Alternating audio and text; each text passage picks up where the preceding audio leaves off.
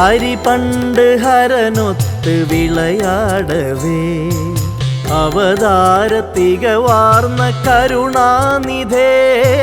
ഹരി പണ്ട് ഹരനൊത്ത് വിളയാടവേ അവതാരത്തികവാർന്ന കരുണാനിധേ.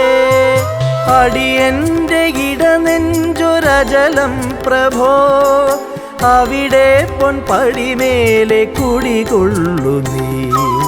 അടിയന്റെ ഇടനെഞ്ചൊരജലം പ്രഭോ അവിടെ പൊൻപടിമേലെ കുടികൊള്ളു നീ. അതിദിവ്യ പ്രണവാത്മ പ്രഭയേകു നീ.